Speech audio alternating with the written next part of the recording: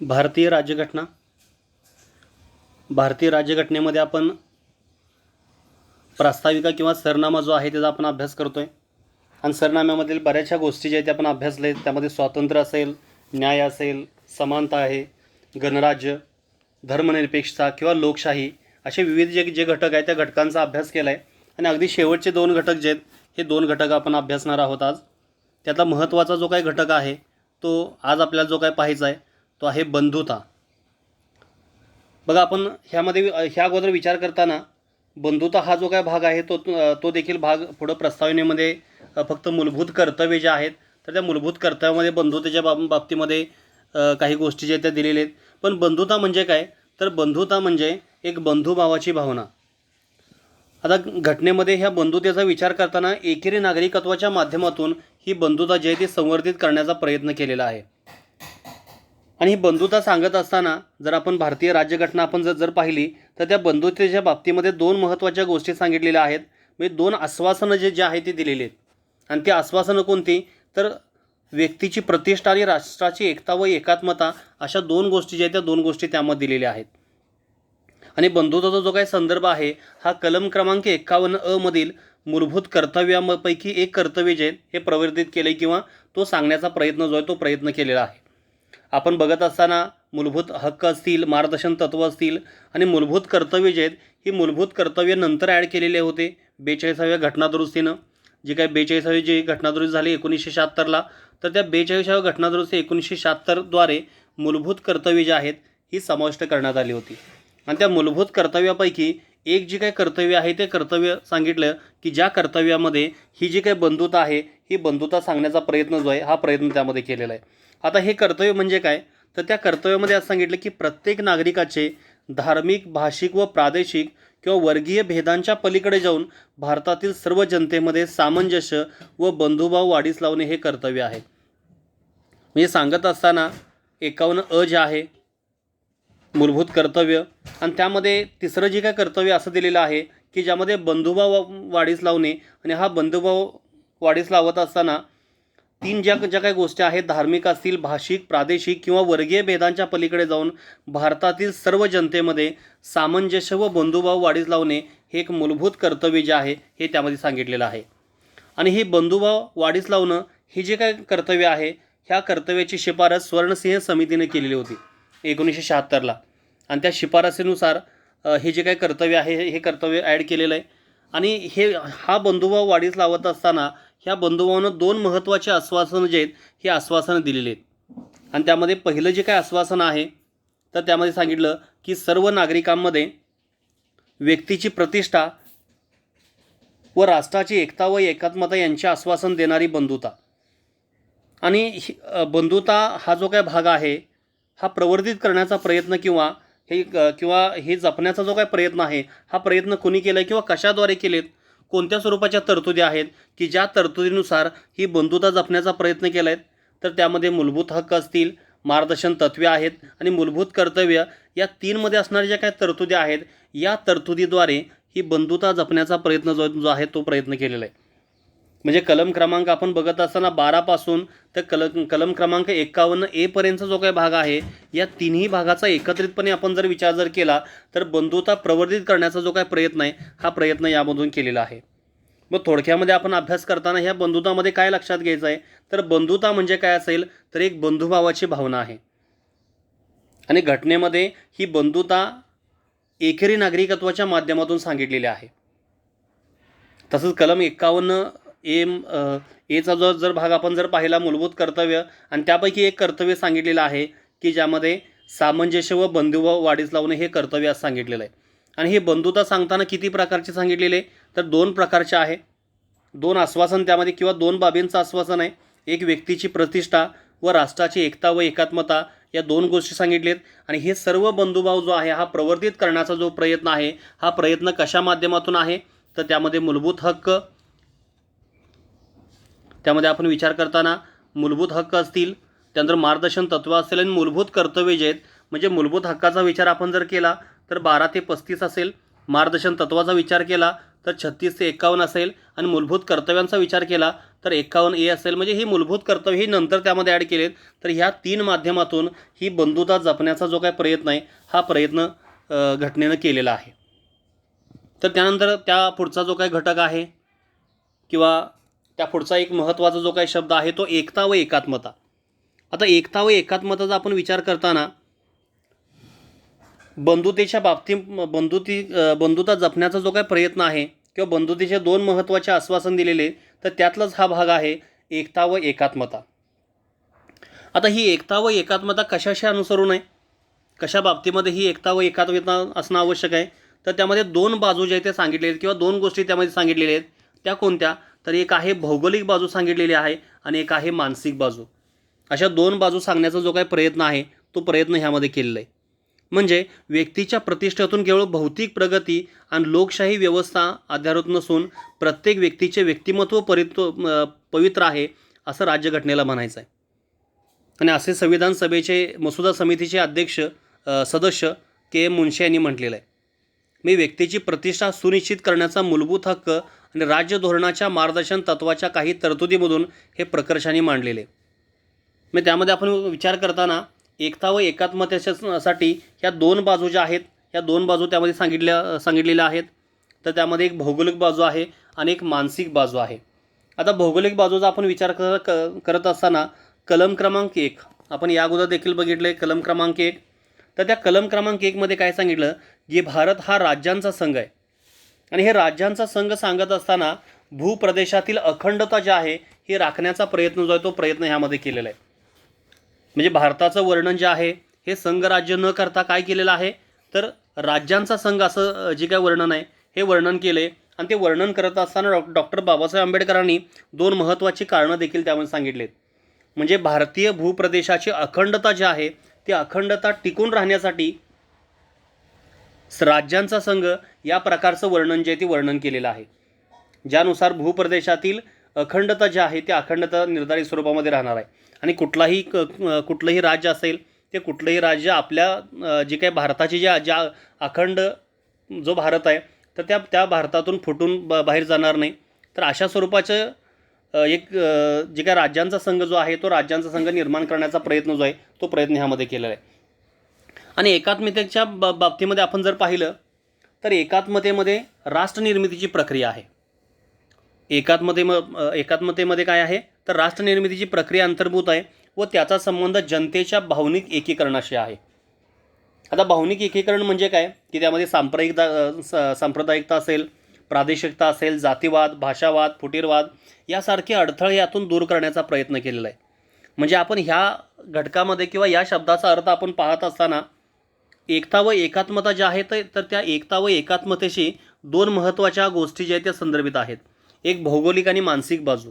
आणि भौगोलिक बाजू सांगत असताना काय सांगितलेलं आहे की भारत हा राज्यांचा संघ आहे. म्हणजे राज्यांचा संघ हे प्रवर्तित करत असताना किंवा हे सांगत असताना डॉक्टर बाबासाहेब आंबेडकरांनी असं सांगितलेलं आहे की भारतामध्ये भूप्रदेशातील अखंडता आहे. म्हणजे आपल्या भारत जो काही देश आहे तर त्या भारत देशामध्ये असणारं कोणतंही राज्य जे आहे हे स्वतःच्या इच्छेनुसार बाहेर जाऊ शकणार नाही. कारण भारताची निर्मिती जी आहे ही अखंडतेनं झालेली आहे. कुठल्याही स्वरूपाच्या करारानं ही जी काही निर्मिती आहे ही निर्मिती झालेली नाही. हा एक भाग सांगतोय एकतामध्ये. आणि एकात्मतेचा आपण ज्यावेळी विचार करतोय तर एकात्मता म्हणजे काय आहे तर राष्ट्रनिर्मितीची प्रक्रिया आहे.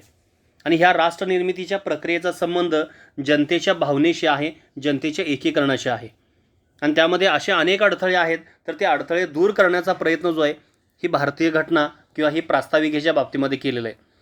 ज्यामध्ये सांप्रदायिकता असेल, प्रादेशिकता, जातीवाद, भाषावाद, फुटीरवाद अशा स्वरूपाचे अनेक अडथळे जे आहेत तर अनेक अडथळे दूर करण्याचा प्रयत्न जो आहे तो प्रयत्न ह्यामध्ये केलेला आहे.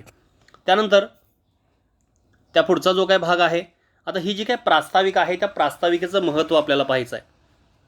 प्रास्ताविका का महत्त्वाच्या आहेत, प्रास्ताविकेमध्ये कोणकोणत्या गोष्टी दिल्या आहेत, कोणकोणते शब्द महत्त्वाचे आहेत, तर या प्रत्येक शब्दांचा अर्थ जो आहे तो अर्थ आपण पाहिलेला आहे अगदी पहिल्यापासून शेवटपर्यंत. आणि हे पाहत असताना विविध स्वरूपाचं मूलभूत तत्त्वज्ञान पाहिलं, आदर्श पाहिले, न्याय आकांक्षा पाहिलेले आणि स्रोत जो आहे तो देखील पाहिलेला आहे. पण थोडक्यामध्ये आपल्याला ही प्रास्ताविका का महत्त्वाची आहे ते आपल्याला पाहिजे. म्हणजे ज्या मूळ तत्वावर व मूल्यावर राजकीय असेल, नैतिक, धार्मिक, राज्यघटना आधारलेले ती सर्व मूल्ये जे आहेत हे भारतीय सरनाम्यामध्ये दिलेली आहेत. मग त्यामध्ये आता ह्यामध्ये बघत असताना सगळ्यात महत्त्वाचं पहिलं महत्त्व आपण जर पाहिलं तर मूलभूत मूल्यांचं प्रदर्शन ह्यामध्ये केलेत. अनेक स्वरूपाची मूल्ये जे ते मूल्ये ह्यामध्ये सांगितलेली आहेत. कोणकोणती मूल्ये असतील ती, तर ती राजकीय असतील, नैतिक असतील, धार्मिक असतील, अशी अनेक स्वरूपाच्या मूल्याचं प्रदर्शन जे ही भारतीय जी काही घटना आहे, राज्यघटना जे त्या राज्यघटनेतील सरनामा किंवा प्रस्ताविका करणार आहे.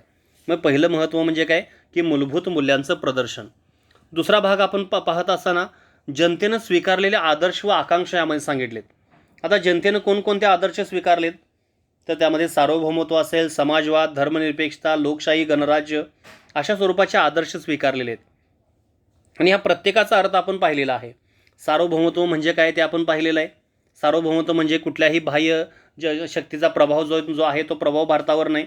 समाजवाद म्हणजे आपण लोकशाही समाजवाद जो गांधीवादाकडे झुकणार आहे तो आपण त्यामध्ये स्वीकारलेला आहे. त्याचबरोबर धर्मनिरपेक्षता म्हणजे भारताचा कुठलाही धर्म नाही, भारत हे अधर्मी राज्य नाही किंवा भारताचा कुठलाही राजधर्म नाही, पण प्रत्येक धर्माला योग्य पद्धतीनं वागणूक देणं हे भारतीय घटनेनं अभिप्रेत केले. त्यामुळं कुठलाही धर्म श्रेष्ठ किंवा कनिष्ठ हे भारतीय राज्यघटनेमध्ये सांगितलेलं नाही. लोकशाही म्हणजे भारताची जी काही लोकशाही जी काही पद्धत आहे, अप्रत्यक्ष लोकशाहीचं उदाहरण भारत आहे. आणि ही अप्रत्यक्ष लोकशाहीमध्ये लोकांच्यातून काही जे काही प्रतिनिधी आहे ते प्रतिनिधी कायदेमंडळामध्ये जातात आणि त्यातून जो काही कारभार जो आहे हा कारभार त्यामध्ये चालत असतो. आणि गणराज्य म्हणजे प्रजासत्ताक. आणि ह्या गणराज्याचा पण विचार करत असताना गणराज्याची जी काही संकल्पना आहे ती संकल्पना आपण फ्रान्सकडून स्वीकारलेली आहे. आणि ह्या गणराज्यामध्ये काय असणार आहे तर अप्रत्यक्षपणे आता आपण सांगितलं लोकशाहीमध्ये तसाच भाग यामध्ये देखील असेल. जसं आपण ब्रिटनचा विचार केला किंवा युनायटेड किंगडम आपण विचार करताना तिथं जसं राजेशाही पद्धत आहे, वंश परंपरानं जे काही पद आहे हे पद त्या ठिकाणी ग्रहण केलं जातं, तर तशी पद्धत जी आहे ती भारतामध्ये नाही. भारतामध्ये लोकांना महत्त्व जास्त आहे, जनतेला महत्त्व आहे. म्हणजे अशा स्वरूपाचे जे काही आदर्श आहेत ते स्वीकारलेले आहेत. सार्वभौमत्व, समाजवाद, धर्मनिरपेक्षता, लोकशाही, गणराज्य अशा स्वरूपाचे आदर्श. आणि आकांक्षा कोणत्या, न्याय, स्वातंत्र्य, समानता, बंधुता, एकता व एकात्मता या आकांक्षा आहेत. न्याय कोणकोणत्या स्वरूपाचे ते देखील आपण पाहिलं. स्वातंत्र्य आपण पाहिलेलं आहे, 5 स्वरूपाचं स्वातंत्र्य आपल्याला भारतीय घटनेनं प्रदान केलेलं आहे. समानता आपण पाहिली, दर्जाची व संधीची समानता त्यामध्ये आपण पाहिले. बंधुतेचा अर्थ आपण आत्ता पाहिलेला आहे. आणि एकता व एकात्मता या भारतीय जनतेने स्वीकारलेले आदर्श आणि आकांक्षा आहेत. आकांक्षामध्ये पाहत असताना न्याय, स्वातंत्र्य, समानता, बंधुता, एकता व एकात्मता या सर्व बाबींचा अभ्यास आपण आत्तापर्यंत केलेला आहे. आणि सगळ्यात महत्त्वाचा तिसरा जो काय घटक आहे प्रास्ताविकेचं महत्त्व, तर अंतिम स्रोत कोण आहे तर भारतीय जनता आहे.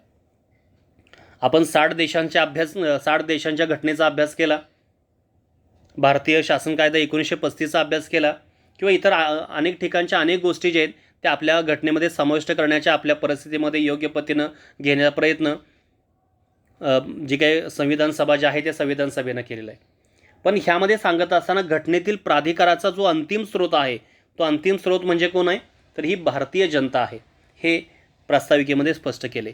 ह्या 3 प्रकारचे जे काही महत्त्व आहेत ते महत्त्व आपल्याला सांगितले. ह्या गोष्टी फक्त आपल्याला लक्षात ठेवायच्या आहेत. पुढे आणखी आपण डीपली ज्यावेळी घटक हा येणार आहे त्यावेळी आपण पाहणार आहोत. आता ही प्रास्ताविका आहे, त्या प्रास्ताविकेबद्दलची जी काही मतं आहेत ती मतं आपल्याला आता जाणून घ्यायची आहेत. इथं 2 फोटो आपण जर पाहिले, वरती एक इमेज दिल्या, खाली एक इमेज दिल्या, अशा 2 इमेज दिल्या बघा. त्यातली पहिली जी काही इमेज आहे ते आहे मसुदा समितीचे जे सदस्य होते, मसुदा समितीचे त्या मसुदा समितीचे सदस्य जे काय होते त्यांचा तो फोटो आहे. ते आहेत KM मुन्शी. आता KM मुन्शी यांनी एक मत प्रदर्शित केलेलं आहे. आणि त्याचबरोबर दुसरा जो काय दुसरी इमेज आपण जर पाहिली तर ते आहे पंडित ठाकूरदास भार्गव. या दोघांनी प्रास्ताविकेबद्दल आणखी देखील मतं भरपूर आहेत, पण ही 2 मतं जी आहेत ती 2 मतं आपण इथं पाहणार आहोत. पहिल्यांदा बघूया आपण सुरुवातीला प्रास्ताविकेबद्दलचं जे काय पहिलं जे काही मत आहे, मसुदा समितीचे सदस्य KM मुन्शी यांनी मांडलेलं. प्रास्ताविका आपल्या सार्वभौम लोकशाही गणराज्याचा होरोस्कोप आहे असं सांगितलेलं आहे, म्हणजे कुंडली आहे असं सांगितले. म्हणजे प्रास्ताविका आपल्या सार्वभौम लोकशाही गणराज्याचा होरोस्कोप आहे, म्हणजे कुंडली आहे असं त्यामध्ये सांगितलेलं आहे. कुणी तर मसुदा समितीचे सदस्य KM मुन्शी यांनी सांगितलेलं आहे. आणि दुसरं जे आहे पंडित ठाकूरदास भार्गव यांनी काय सांगितलं की प्रास्ताविका आपल्या घटनेतील सर्वात मौल्यवान भाग आहे, ती घटनेचा आत्मा आहे, ती घटनेची चावी आहे आणि ती घटनेच्या मूल्यमापनासाठी योग्य फूटपट्टी आहे असं सांगितलेलं आहे. ही दोन मतं जी आहेत ती खूप महत्त्वाची आहेत. पहिलं जे काही मत आहे ते आहे के.एम. मुन्शी यांचं. के.एम. मुन्शी त्यांनी सांगितलं की प्रास्ताविका आपल्या सार्वभौम लोकशाही गणराज्याची कुंडली आहे किंवा होरोस्कोप आहे असं सांगितलं. तर पंडित ठाकूरदास भार्गव यांनी प्रास्ताविका आपल्या घटनेतील सर्वात मौल्यवान भाग आहे, ती घटनेचा आत्मा आहे, घटनेची चावी आहे आणि घटनेच्या मूल्यमापनाची योग्य फूटपट्टी आहे असं मत जे ते पंडित ठाकूरदास भार्गव यांनी व्यक्त केलेलं होतं. ही आहेत मतं. यापेक्षा देखील वेगळी जी काही मतं आहेत गेलं कुठं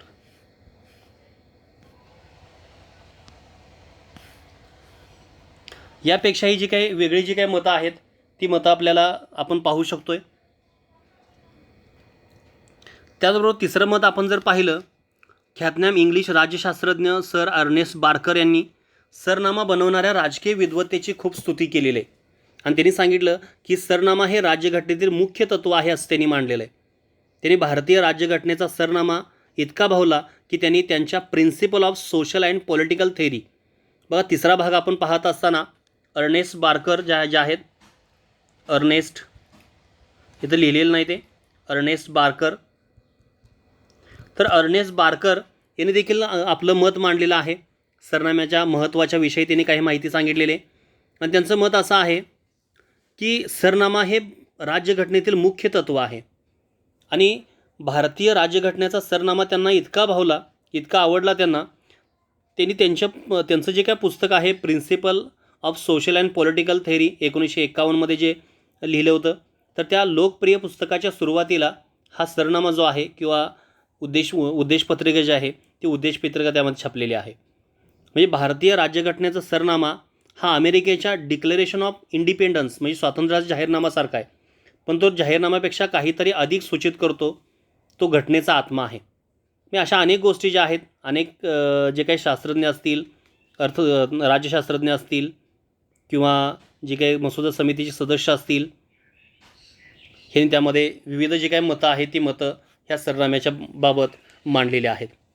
पण थोडक्यामध्ये आपण जर पाहिलं तर हा जो काही सरनामा आहे हा सरनामा पूर्ण घटनेचा सार आहे, पूर्ण घटनेचा सारांश आहे, मुख्य गाभा असं देखील म्हणू शकतो. असंच जे काही मत आहे ते अर्नेस्ट बार्कर यांचं होतं आणि त्यांना हे पुस्तक खूप आवडलेलं होतं किंवा ही जे सरनामा असेल किंवा प्रास्ताविका असेल, या प्रास्ताविकेत अनेक जे काही तत्त्व आहेत ही तत्त्व त्यांना खूप आवडलेली होती. तेव्हा त्यांनी त्यांच्या पुस्तकामध्ये principle of social and political theory 1951 त्यांनी लिहिलेलं होतं. त्या पुस्तकाच्या सुरुवातीला हा सरनामा जो आहे तो छापलेला होता आणि त्याचबरोबर त्यांनी असं देखील सांगितलं होतं की आम्ही पाश्चिमात्य लोक ज्यांना पाश्चिमात्य संकल्पना म्हणतो अशा राजकीय परंपरेची तत्त्वे स्वीकारून भारतीय लोकांनी त्यांच्या स्वातंत्र्याचा प्रारंभ करावा याचा मला अभिमान वाटतो आणि त्यामुळे भारावून जाऊन मी तो सरनामा उद्युत केला आहे आणि आता या संकल्पना फक्त पाश्चिमात्य राहिलेल्या नाहीत असं हे सर अर्नेस्ट बार्कर यांनी मत व्यक्त केलेलं होतं. तर अशा प्रकारे तीन जी काही मतं आहेत ते तीन मतं आपल्याला लक्षात ठेवायचे. एक आहे के.एम. मुन्शी यांचं, दुसरं पंडित ठाकूरदास भार्गव यांचं आणि तिसरं आहे अर्नेस्ट बार्कर. अर्नेस्ट बार्करचं फक्त एकच मत आहे की भारतीय राज्यघटनेचा जो सरनामा आहे हा मुख्य तत्त्व किंवा मुख्य गाभा आहे असं त्यांचं जे काही मत आहे हे मत त्यांनी व्यक्त केलेलं होतं. त्यानंतर त्या पुढचा जो काय भाग आहे, प्रास्ताविका घटनेचा भाग आहे का? प्रास्ताविका ज्या आहे, प्रास्ताविकेच्या बाबतीमध्ये अनेक स्वरूपाचे विवाद निर्माण झाले. काहींचं मत आहे की प्रास्ताविका घटनेचा भाग आहे, काहींचं मत आहे की प्रास्ताविका घटनेचा भाग नाही. पण प्रास्ताविकेमध्ये ज्या काही सर्व गोष्टी आहेत तर त्या सर्व गोष्टी एक घटनेचाच भाग आहे असं देखील आपण म्हणू शकतो. कारण घटनेमध्ये जी कलमं सांगितलेली आहेत, जी तत्त्व सांगितली आहेत, हक्क सांगितले आहेत, त्याचबरोबर कर्तव्य सांगितलेले आहेत, न्यायव्यवस्थेची माहिती करून दिलेली आहे, तर या सर्वांचा सारांश जो आहे हा सारांश ह्या प्रास्ताविकेमध्ये दिलेला आहे. म्हणून ह्या बाबतीमध्ये एक 2-3 जे काही केसेस आहेत ते केसेस झाले होत्या की प्रास्ताविका घटनेचा भाग आहे का प्रास्ताविका घटनेचा भाग नाही. तर आपण त्यामध्ये पाहू शकतोय. सर्वप्रथम पहिल्यांदा सर्वोच्च न्यायालय बेरोबारी युनियन 1960ची जी काही केस होती त्या केसनं सांगितलं होतं की प्रास्ताविका घटनेचा भाग नाही असं त्यांनी मत व्यक्त केलेलं होतं. प्रास्ताविका जो आहे हा घटनेचा भाग नसल्याचे स्पष्ट केले, मात्र प्रास्ताविकेचे महत्त्व अधोरेखित केले घटनेतील कोणत्याही संदिग्ध बाबीचा अर्थ लावण्यासाठी प्रास्ताविकेतील उद्दिष्टांचा आधार घेता येऊ शकेल असं त्यांनी सांगितलं. म्हणजे पहिला भाग आपण जर पाहिला, प्रास्ताविका घटनेचा भाग आहे का, 1960ची बेरोबारी युनियन जी काय केस होती, तर त्या केसमध्ये सर्वोच्च न्यायालयानं असं सांगितलं की प्रास्ताविका जो आहे हा घटनेचा भाग नाही असं स्पष्ट केलं. मात्र त्यांनी असं देखील सांगितलं की प्रास्ताविकेचं महत्त्व देखील त्यांनी अधोरेखित केलं होतं. प्रास्ताविका का महत्त्वाच्या आहे ते देखील त्यांनी सांगितलं होतं. आणि त्याचबरोबर त्यांनी सांगितलं की घटनेमध्ये असणाऱ्या कोणत्याही कलमातील संदिग्ध संज्ञेचा अर्थ लावण्यासाठी किंवा एकापेक्षा अधिक अर्थ निघत असल्यास प्रास्ताविकेतील उद्दिष्टांचा आधार घेता येऊ शकतो असं सांगितलं बेरोबारी युनियन केसच्या वेळी सर्वोच्च न्यायालयानं 1960 साली. म्हणजे पहिल्यांदा सांगत असताना सर्वोच्च न्यायालयानं प्रास्ताविका हा घटनेचा भाग नसल्याचं त्या ठिकाणी स्पष्ट केलं होतं. त्यानंतर दुसरी जी काय केस होती जी खूप महत्त्वाची आहे, केशवानंद भारती 1973. आता केशवानंद भारती 1973मध्ये सर्वोच्च न्यायालयानं असं पूर्वीचं जे काही मत होतं बेरोबारी युनियन केसमध्ये असं सांगितलं होतं की प्रास्ताविका हा घटनेचा भाग नाही, पण त्याचं महत्त्व अधोरेखित केलेलं होतं. पण तो जो काही जुना निकाल आहे तो जुना निकाल त्यांनी कॅन्सल केला, पूर्वीचं मत फेटाळलं आणि केशवानंद भारती केसमध्ये त्यांनी असं सांगितलं की प्रास्ताविका हा घटनेचा भाग असल्याचं स्पष्ट केलं. तसेच प्रास्ताविका अत्यंत महत्त्वाचा भाग असून घटनेचे अर्थ प्रास्ताविकेतील उदात्त दूरदृष्टीच्या संदर्भातच लावण्याचे मत प्रदर्शित केलं. पहिल्यांदा सांगितलं होतं की प्रास्ताविका घटनेचा भाग नाही, पण केशवानंद भारती 1973 जी काही केस होती त्या केसमध्ये सांगितलं की प्रास्ताविका हा घटनेचा भाग आहे. त्यानंतर तिसरी केस आली LIC 1995ला. तर त्या 1995ला LICच्या वेळी देखील सर्वोच्च न्यायालयानं असं सांगितलं की प्रास्ताविका हा घटनेचा अविभाज्य भाग आहे. प्रास्ताविका जरी घटनेची प्रस्तावना असली तरी ती संपूर्ण घटनेनंतर अधिनियमित करण्यात आली. संविधान सभेने स्वीकारलेल्या तरतुदींशी प्रास्ताविका सुसंगत असावी यासाठी असे करण्यात आलेले आहे. आणि घटनाचे जे काही निर्माते होते, मसुदा समितीचे सदस्य असतील किंवा संविधान सभेचे जे काही सर्व सदस्य असतील, तर या सर्व सदस्यांचं देखील असं मत होतं की प्रास्ताविका हा घटनेचा भाग आहे असंच त्या ठिकाणी मानण्यात आलेलं होतं. म्हणजे आपण 3 महत्त्वाच्या केसेस आपण जर पाहिल्या तर पहिली जी काही केस होती ते आहे बेरोबारी युनियन 1960, त्यामध्ये प्रास्ताविका घटनेचा भाग नाही असं सांगितलं. त्यानंतर केशवानंद भारती 1973, त्यामध्ये घटनेचा भाग आहे असं सांगितलं. आणि तिसरं जे आहे LIC 1995, तर त्यामध्ये सांगत असताना प्रास्ताविका घटनेचा अविभाज्य भाग आहे असं सांगितलं. आणि घटना निर्मात्यांनी सुद्धा प्रास्ताविका घटनेचा भाग असल्याचंच मानलेलं आहे. आता ह्या प्रास्ताविकेच्या बाबतीमध्ये 2 महत्त्वाच्या बाबी ज्या आहेत आपल्याला लक्षात घेणं आवश्यक आहे.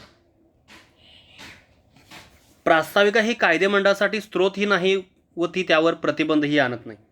म्हणजे 2 महत्त्वाच्या बाबी ज्या आहेत ह्या प्रास्ताविकेच्या बाबतीमध्ये, कारण प्रास्ताविका हा कायदेमंडळाच्या अधिकाराचा स्त्रोत नाही व त्यांच्या अधिकारावर बंधनंही ज्या आहेत ती बंधनं देखील ही प्रास्ताविका घालत नाही. आणि दुसरं महत्त्वाचं, प्रास्ताविका ही न्यायप्रविष्ट नाही, म्हणजेच न्यायालयाद्वारा ती लागू करता येत नाहीत. ह्या 2 गोष्टी ज्या आहेत त्या प्रास्ताविकेच्या बाबतीमध्ये आहेत. प्रास्ताविका घटनेचा भाग आहे का, तर प्रास्ताविका घटनेचा भाग आहे असे 1995ला LIC ऑफ इंडियाची जी काही केस होती त्या केसमध्ये सांगितलं अविभाज्य भाग आहे. केशवानंद भारती केसमध्ये सांगितलं अविभाज्य भाग आहे. पण ही जी काही प्रास्ताविका आहे ही प्रास्ताविका कायदेमंडळासाठी स्त्रोत पण नाही आणि ती त्यांच्या अधिकारावर पर्याप्त बंधनं देखील घालत नाही. आणि ही प्रास्ताविका जी आहे ही न्यायप्रविष्ट नाही, म्हणजे यातील तरतुदी न्यायालयीन कक्षेत येत नाहीत, म्हणजे न्यायालयाद्वारे हे लागू करता येत नाहीत, म्हणून ह्या ठिकाणी हे न्यायप्रविष्ट नाही असं सांगितलं आहे. आता या अगोदर आपण अभ्यासलं तर न्यायप्रविष्ट काय आहे म्हणून सांगितलं, तर मूलभूत हक्क जे आहेत ते न्यायप्रविष्ट आहेत. मार्गदर्शन तत्त्व त्याचबरोबर मूलभूत कर्तव्ये जे आहेत ही न्यायप्रविष्ट नाहीत, पण मूलभूत हक्क जे आहेत हे काय आहेत, न्यायप्रविष्ट आहेत. आता ह्या प्रास्ताविकेमध्ये दुरुस्ती करता येते का, मी प्रास्ताविकेमध्ये सुधारणा करता येते का. आता सुधारणा करत असताना घटनादुरुस्ती जी काय कलम आहे ते कलम कोणतं आहे घटनादुरुस्तीचं, कलम क्रमांक 368. म्हणजे कलम क्रमांक 368 नुसार आपण आवश्यक तो बदल जो आहे हा बदल त्यामध्ये करू शकतो आहे. आणि हा बदल जो आहे हा कधी झालेला आहे का, तर ह्या संदर्भामध्ये सांगत असताना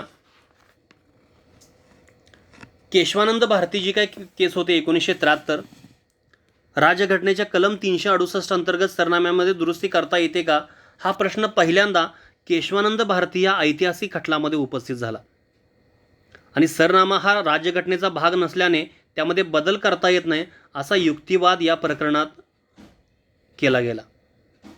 कलम 368 मधील दुरुस्ती करण्याचा अधिकार सरनाम्यात मांडलेले मूळ घटक किंवा मूळ वैशिष्ट्ये यांची हानी करण्यासाठी किंवा नष्ट करण्यासाठी वापरले जाऊ नयेत असा मुद्दा अर्जदारांनी मांडला. बघा, महत्त्वाचं आहे यामध्ये की सरनाम्यामध्ये दुरुस्ती करता येते का, दुरुस्ती झालेली आहे का आजपर्यंत, तर सरनाम्यामध्ये दुरुस्ती झालेली आहे, एकदा दुरुस्त झालेली आहे. पण पहिली जी काही केस आहे केशवानंद भारती, तर या केशवानंद भारती यामध्ये सांगितलं आहे की प्रास्ताविका घटनेचा भाग असल्याने तिच्यामध्ये दुरुस्ती करता येऊ शकते, मात्र त्याद्वारे घटनेच्या मूलभूत संरचनेमध्ये बदल करता येणार नाहीत.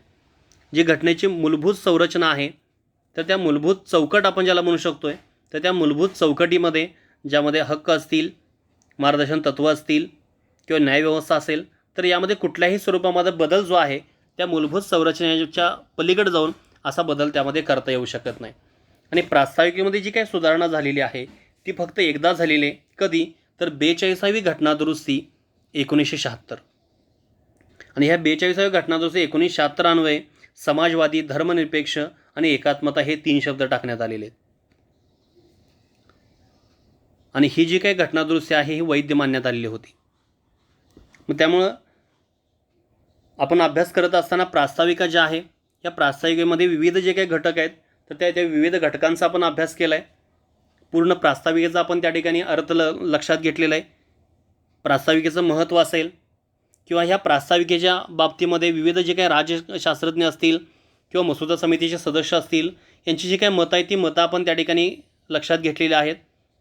आणि प्रास्ताविका ज्या आहे थोडक्यामध्ये पूर्ण जी काही राज्यघटना आहे त्या राज्यघटनेचा सारांश जो आहे, सार जो आहे, हा सार ह्या सरनाम्यामध्ये लिहिण्यात आलेला आहे.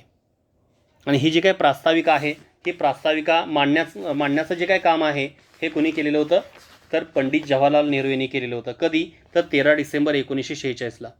आणि ते संविधान सभेनं कधी स्वीकारलेलं होतं, तर 22 जानेवारी 1947 रोजी ते स्वीकृत केलेलं होतं.